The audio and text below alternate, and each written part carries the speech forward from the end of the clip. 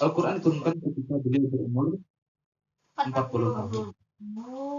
Akan tetapi dari kecil telah jelas akhlak Al-Quran sudah ada di diri beliau.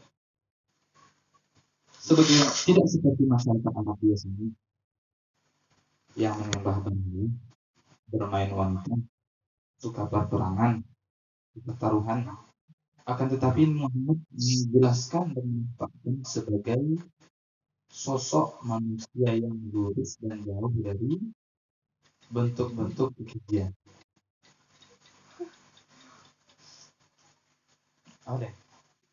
Juga terlihat dengan sikap dan watak Nabi Muhammad tersebut di kalangan muda ini, sebelum dikenal sebagai Rasulullah, masyarakat pun memang mengetahui bahwasanya keji dan hinanya perbuatan mereka. Akan tetapi mereka tidak menjadikan itu sebagai watak asli. Akan tetapi mereka tidak mengikuti bahwasanya Muhammad yang jauh dari perbuatan-perbuatan tersebut memang sosok manusia yang terpuji. Karena itu Nabi Muhammad diberikan gelar-gelar yang baik kepada dari kabilah-kabilah atau komunitas. Di antaranya yaitu ketika Nabi Muhammad berada dalam usia muda dan belia. Ketika Ka'bah direnovasi dan ketika itu terjadi peletakan kembali yaitu Hajar Aswad pada tempatnya semula. Pada saat itu ada 4 kepala kabilah Quraisy yang sama-sama memimpin dan sebagai suku terbesar itu saling bertengkar dan beradu argumen siapa yang paling berhak untuk menampakkan kembali Hajar Aswad di tempatnya semula. Lalu karena tidak adanya jalan keluar yang pasti yang diterima antara satu pihak dan pihak lain, maka diserahkan perkara ini kepada Nabi Muhammad. Hal ini jauh dia diutus menjadi Rasul, yaitu Nabi Muhammad mengisyaratkan untuk membuka atau melebarkan sorban yang terdiri dari 4 sudut. Lalu kemudian meletakkan bagian batu yang menjadi tersebut di tengah-tengah sorban tersebut. Lalu keempat kepala kabilah sama saling memegang tiap-tiap sudut dari sorban dan sama-sama meletakkan batu yang tersebut dengan tenang dan berhenti tanpa ada perselisihan antara mereka. Dengan demikian mereka menampakkan gelar Amin kepada sosok pemimpin diri Nabi Muhammad SAW jauh sebelum turunkannya Al-Quran. Begitupun ketika Nabi Muhammad SAW dikenal sebagai sosok yang memancarkan jiwa-jiwa benih kebaikan dalam dirinya, dan Allah Subhanahu wa Ta'ala akan memberikan wahyu kepadanya sebagai bentuk pengangkatannya menjadi Rasul, yaitu diturunkannya Al-Quran. Nabi Muhammad SAW yang jauh dari berbagai tindak tanduk keburukan, Nabi Muhammad lebih memilih untuk berdiam diri di sebuah gua selama berhari-hari dengan perbekalan yang umum untuk bertahan, berkhalwat, mencari serta memikirkan bagaimana kebenaran dan zat yang sebenarnya. Kayak itu. Ternyata pada usia beliau yang ke-40 Allah mengangkat beliau menjadi seorang Rasul, yaitu ketika ada sosok malaikat yang menyerupai manusia datang kepada beliau untuk menurunkan Al-Quran. Lalu kemudian malaikat itu berkata, Iqra, bacalah. Dan Nabi Muhammad menjawab, saya tidak bisa membaca. Lalu diulang kembali sembari mendekat beliau, Iqra, bacalah. Lalu Nabi Muhammad berkata lagi, Ma'ana biqari, saya tidak bisa membaca. Lalu diulang sekali lagi dengan dekatan lebih keras. Iqra, mereka tersebut kembali menyuruh Nabi Muhammad untuk membaca tulisan yang ia nampak. Lalu Nabi Muhammad kembali seperti lama anak itu, saya tidak bisa membaca. Lalu kemudian malaikat itu mengucapkan tulisan yang terdapat pada wahyu yang diturunkan itu yang berbunyi Iqra bismi rabbikal ladzi khalaq khalaqal insana min 'alaq Iqra wa rabbukal akram alladzi 'allama bil qalam 'allamal insana ma lam ya'lam. Quran surah Al-Alaq ayat 1-5. Sebagai dikala itu dengan mulainya penurunan wahyu kepada Nabi Muhammad, maka sahlah Nabi Muhammad menjadi sebagai sosok rasul akhir zaman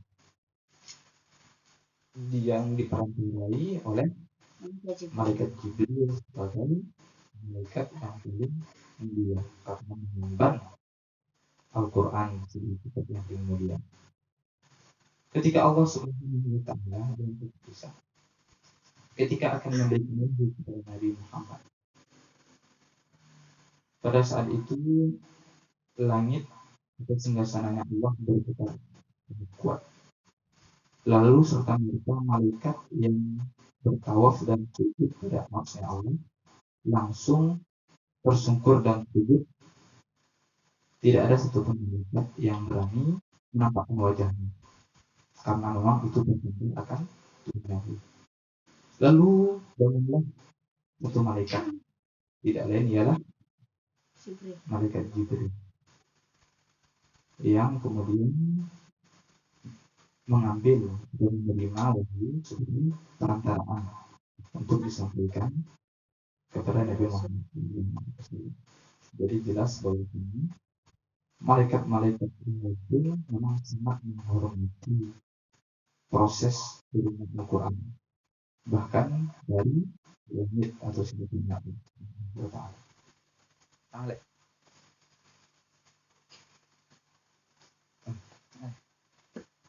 Nabi Muhammad dalam proses penurunan wahyu yang ia terima, beliau menghadapi berbagai banyak tantangan, baik fisik maupun psikis beliau. Di antaranya adalah berbagai macamnya bentuk penurunan wahyu yang Allah berikan kepada beliau, seperti dengar cingkrang yang beliau dengar dengan sangat dahsyat. Ini adalah peristiwa yang sangat berat beliau rasakan. Atau sebenarnya melihat Jibril menyerupai sosok pemuda atau manusia biasa. Hal ini adalah bentuk penurunan yang sangat mudah beliau rasakan karena penyesuaian dari bentuk manusia yang beliau hadapi. Pernah suatu ketika Khadijah mengungkapkan bahwasanya pada saat itu suasana sangat dingin.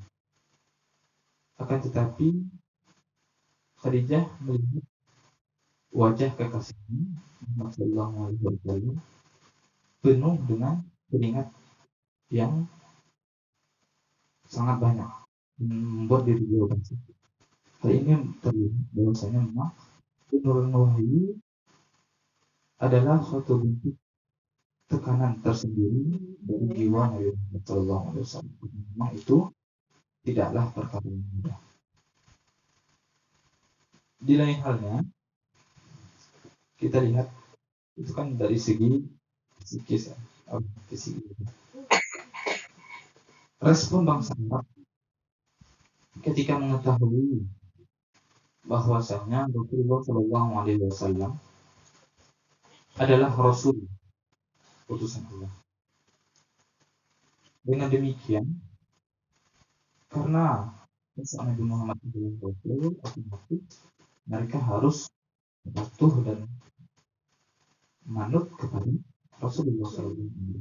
Tetapi itu tidak berjalan mudah. Bagaimana tidak? Bahkan ketika dakwah dan terang-terangan beliau menyatakan bahwa beliau adalah Rasulullah secara terang-terangan begitu sopan, orang yang pertama membentak beliau, mencaci beliau tidak lain dan tidak bukan adalah paman kandung beliau sendiri, Abu Lahab. Maka jangan heran, bahkan paman sendiri pun sudah terang-terangan menolak kepentingannya. Padahal jelas di bukunya bahwasanya selama ini kepentingan itu berada dalam jalan yang lurus. Dalam lain kita lihat bahwasanya ketika Nabi Muhammad diutus oleh Allah, ketika Nabi Muhammad diberikan oleh Allah wahyu, lalu kemudian diperintahkan untuk berdakwah, maka Rasulullah sangat memperhatikan di sini bagaimana strategi dakwah yang harus beliau jalankan. Karena dilihat dari watak bangsa Arab ketika itu memang jauh dari kebaikan dan kepatuhan. Lalu beliau mulailah sebelum berita Allah menjarah masyarakat Al-Qur'an wahdina akan tekrar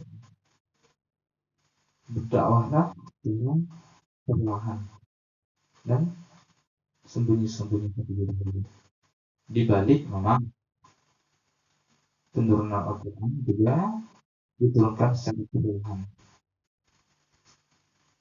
yang pada saat itu beliau mulai berdakwah di rumah seorang sahabat bernama Arqam bin Abil Arqam.